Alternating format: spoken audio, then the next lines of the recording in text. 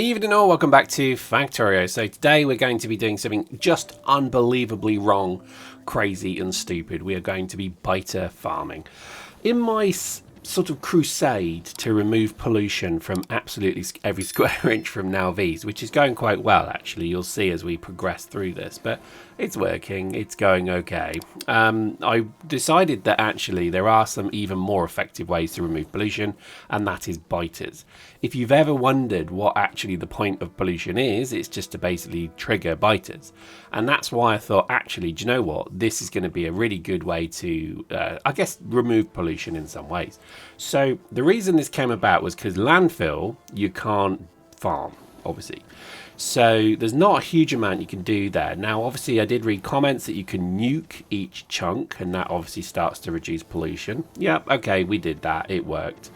It was a bit slow. So what I'm kind of doing is going to the nth degree, which is I'm going to build lots of biter bases, because the thought process here is they suck a lot of pollution out. And I think this then reduces the kind of excessive pollution that we have in the northeast of the base. So that's the plan. That's what we're doing today. I can tell you already it went swimmingly well. It was just a joy to do. And as you can see, we build a perimeter. This is just something that I threw together very quickly. But the idea is basically we want to produce biters that absorb pollution and then kill the biter that comes out. It sounds a bit cruel, I know. But the way of things is that we're actually helping the wider biter community here. So in a weird way, I should win a Nobel Peace Prize for doing this. Unbridled biter slaughter, I think, is actually, you know, a category in the Nobel Peace Prize. But there we go.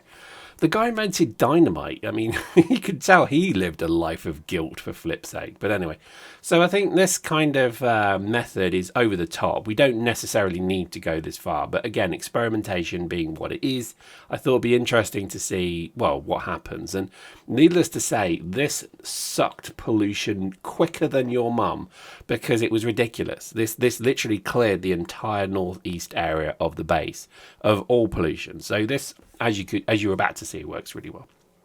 So there we go.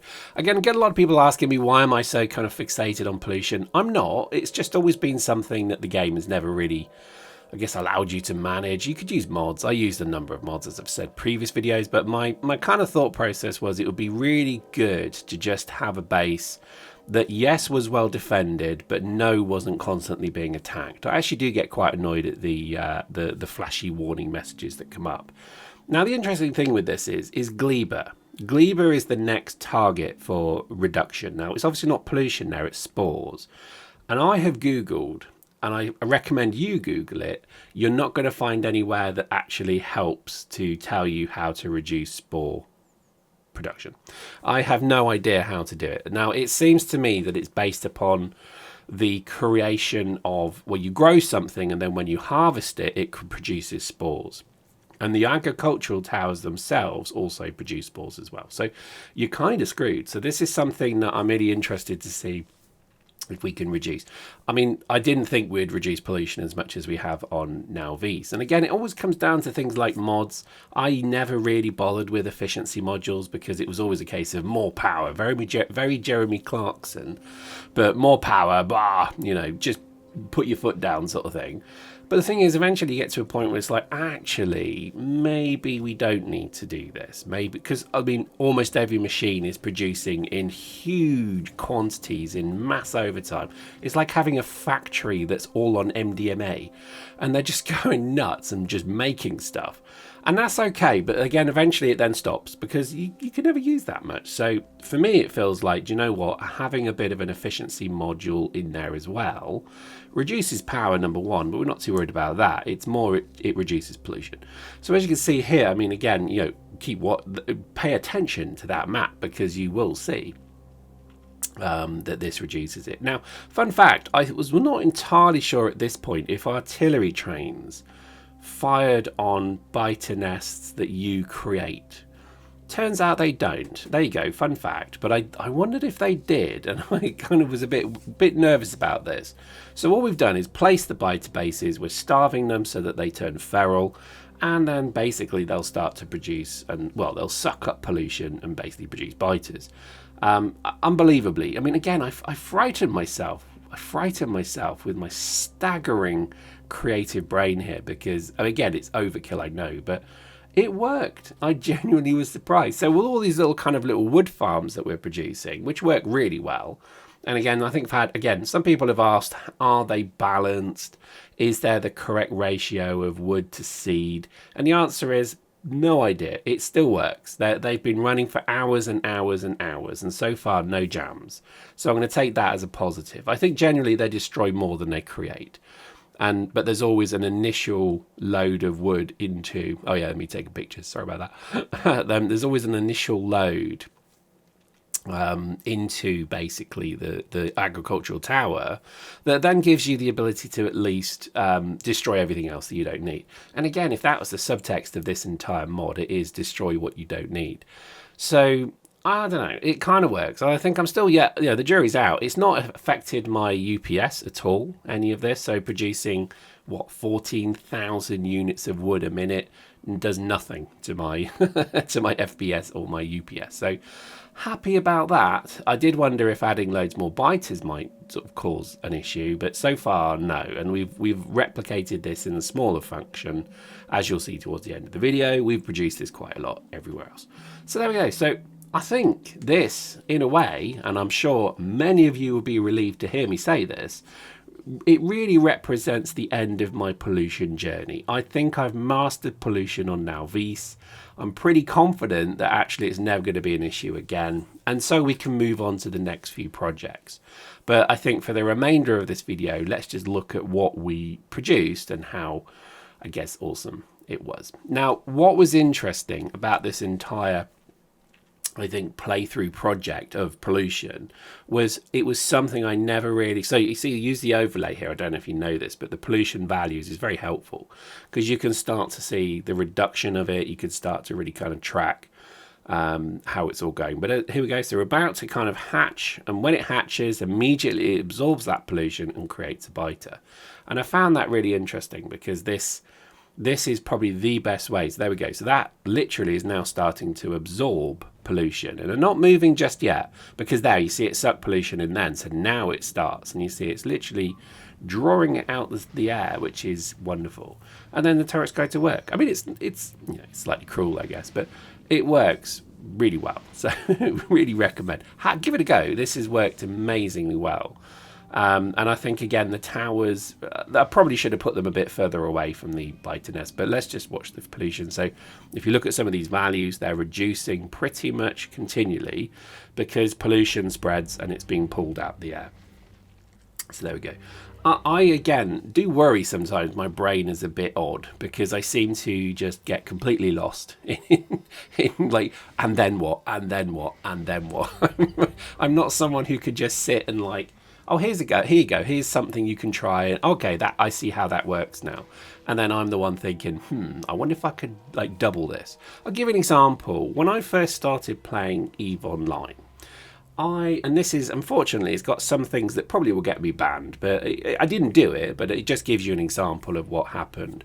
When I first started making Titans in EVE Online, they're the big ship. If you don't know, it's the huge, biggest ship. I mean, literally $4,000 of real world currency can buy these things, but they take months to produce. It's a huge industrial logistical chain. And when I started to kind of make these things, let's just say ISK rolled in, and I was, let's say, not short of a few quid for a pint. When I medically needed a pint in EVE, metaphorically speaking, I used to struggle, but then started making Titans. ISK was never a problem ever again. And the reason I kind of say this is because when you start to kind of see, well, and then what, and then what? So it started with, 5 characters or so, starting to compress minerals. I then added another character to do the jump freighting, and then added another character to start producing parts, and another, and another, and another. And eventually, I had, 15 accounts of 40 something characters all producing Titans. But it doesn't stop there, because the and then what carried on into the real world, because I heard, and again, I'm not going to name names because I'm not a squealer. I heard someone was doing real money trading of some of this stuff. And what was interesting was that they were basically building their entire out of game world, life, income off things they did in the game. So, that is obviously what RMTing is, real money trading is. And it staggered me that actually, when I kind of did that moral decision of, oh my God, I could do that, because you're talking trillions of ISK flowing through. And there were people literally just selling ISK on like TeamSpeak. And it's like, what the heck? So anyway, this just blew my mind. And it made me then think, well, oh my God, imagine that. Because at the time, I've as you know, I said many times, I worked in the city. So I was, earning good money, but working really hard. And I think something in my brain said, could you imagine earning your living off a computer game? And now look at us today. We have Twitchers, we have YouTubers. It's a wonderful thing. It just shows you how old my mindset was of, oh, that's ridiculous. To think you could earn your living, pay your mortgage from playing a computer game. And that was through things like RMTing, which are obviously against the game's rules. You're not allowed to do that. And I'd be very clear, I didn't do it. But I do know people who did. And unfortunately, they made a lot of money from it. And I did, you really do question your morality a little bit. And I'm a little bit of a goody two-shoes. I'm always someone who, embodies myself as kind of like an old school knight. I know it's really terrible image, but I've always enjoyed chivalric values, let's say. So I've never really done anything that's against the rules, quote. So I'm very boring person. And I think that's what's interesting, because I couldn't do it. Morally speaking, I just couldn't do it because it was against the rules. But it did make me realize that actually this was an interesting whole new economy that I didn't really imagine would go as far as it has, to the point now where some of the richest people on the planet are probably celebrities, influencers, and so on. And doesn't that blow your mind? Like, to think that all they're doing is kind of, I guess, using the platforms and systems that we take for granted today. So there we go. So that was kind of my thought process and it really led into, why is it always and then? Because with pollution, and let's get back to Factorio, I just cannot stop. I got into a bit of a routine where I'm like, right, and then what? Okay, so right, landfill, we can't remove pollution from it. How do we do that? God help me when I get to Gleba, because I'm going to lose my mind. If there's no way to sort of suck spores out of the air, then I'm a bit concerned I might lose my flipping mind. So it'll be interesting, because I wondered, actually, literally in my head, can you grow those spores, or those products, your Mako and whatever the other one was, somewhere else in space? Obviously not, but on another planet. And it starts to make me think, right, let's just build loads of those on another planet where it doesn't really matter, and then ship them in. Okay, that's not going to work. So again, post in the comments how you manage your spores on Gleba. That's not a metaphor for your willy. And I think I'll be really interested to see how people are doing it, because I have no flipping idea how on earth we're going to manage that. So there we go. So I think this is, and what's happening in the background here, just getting back to the game, is I had loads of biter bases in my pocket and I forgot about them. But luckily I have like incredible armaments, and this Spidertron is crazy. Now what's interesting is if I had have set the Spidertron to shoot things, I would be dead because the missile damage is ridiculous on this thing. So I did chuckle at that, but this is one of those things. This is why I play games way beyond the endpoint, because you start to really get into an interesting thing of what you can do. So fast forward. This is me now basically in about a day later. So this is me basically trying some of the smaller bases. And as you can see, they work really well. So you don't have to do this sort of crazy big biter farms. And what I do a bit later on in the video is just put them across 4 chunks. Because at the moment that's straddled across 2 chunks. You might as well put them across 4. And you can do that by pressing F4. And I'll show you how in just a moment. But it worked really well. So again, this seems to me to be the absolutely best way to pull pollution out of the air. And if you make it so that the defenses never get hit, you'll never get a warning, which is just lovely. So there we go. So if you just show the chunks, you can then see where you should really have put them. And again, not ideal, but that's kind of the way it is. So a little bit of adjustment work now is needed. Now, where would you use this? I would put something basically in the center of your pollution cloud. It seems that everything does sort of flow towards a lesser. It's like, I guess it's like heat. Heat flows to a colder area. Is that right? Have I got that right? Yeah, heat flows to cold, hot flows to cold. So that means you basically could just put it somewhere where there's a lot of pollution and it will then draw it towards it. That seems to have worked. So in the top northeast corner of the base, everything's slowly drawn into the center, which has worked quite well. For everything else, I think where you get to this point where really you've got all of your pollution kind of managed, I guess, is you just want to put them around something that pollutes. So for me, the only thing that's really still producing a lot of pollution is mines. And I think that's it. I think even the labs have reduced down massively because I've gone with a real... So there we go. See how I've done it. I've straddled that now across 4 chunks. So basically, it produces... Well, it will reduce the pollution from 4 chunks. So that means it has a wider net that you could spread. And yeah, it's got solar panels. You don't really need them. But this is where you would... If you wanted to put them out somewhere in the depths of your lands, then this will work quite nicely as well. So I quite liked it. I think this to me was the ultimate insult to the biter species, that I crashed on their planet and then before long I have a mega empire and I have dominion over them. I do find that hilarious. Like, what other game could you literally land on a planet and then make them literally your slaves? I mean, it's unbelievable how fun this game is. And I think just the simple fact that you can literally engineer trees now, that was something you just couldn't do. Watching my railgun shooting there, prize shooting there. And I think the reality of it is just so mental that literally we're in a position where you can now harvest and basically farm the enemy of this game.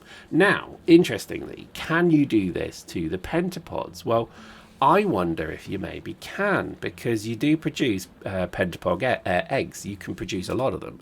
So I wonder if they will produce spores. There you go, a bolt of lightning just hit my brain.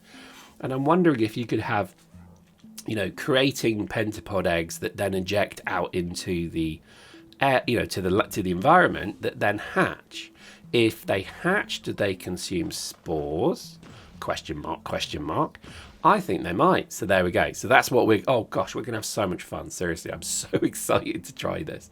I do want to return to Aquilo as well, by the way. I know it's still probably one of my most favourite places. But here's the thing.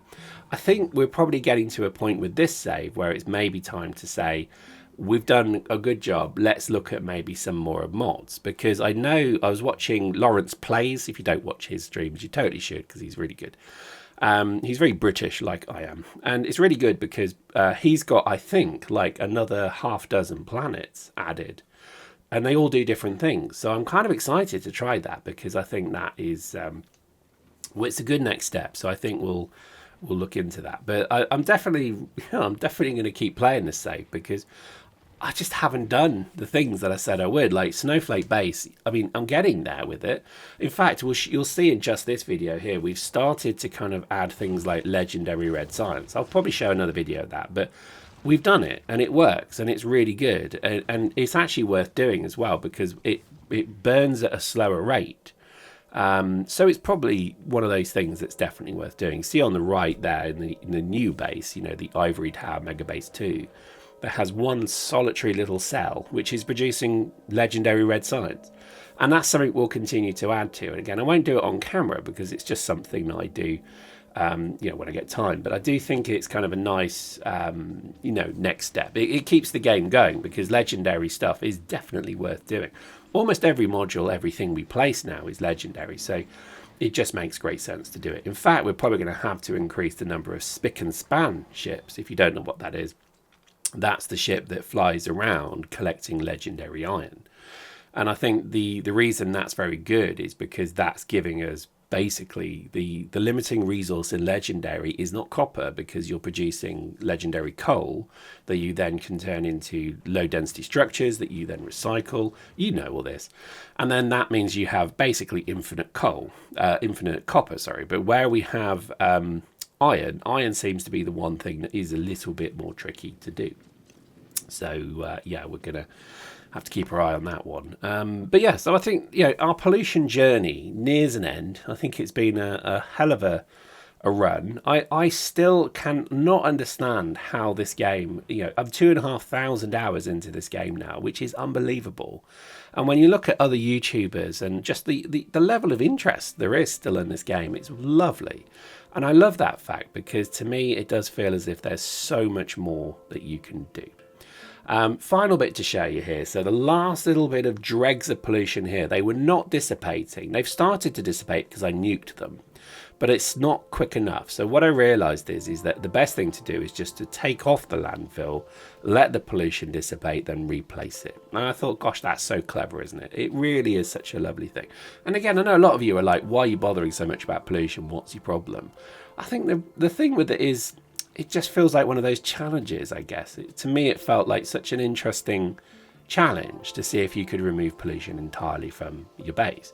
Now, obviously, you'll always have low level, but across the board now, not one cell in this entire base is higher than about 40 or 50 value of pollution, whatever the unit is, which is quite incredible when you think about it. I mean, that is, again, that's an unbelievable thing to do, considering that some things were producing 200 to 300 pollution every minute when they were running. And even to this day, the mines, they're still obviously the miners, big large mining drills, they produce a huge amount of pollution. And so just by managing that, having many sources, so it's not constantly running, so it will run, fill a train, then stop, and then the trees basically dissipate the pollution. It's just genius, if I say so myself. But there we go. I hope you've enjoyed this pollution journey. This has been an interesting one for me, and we will see you next time.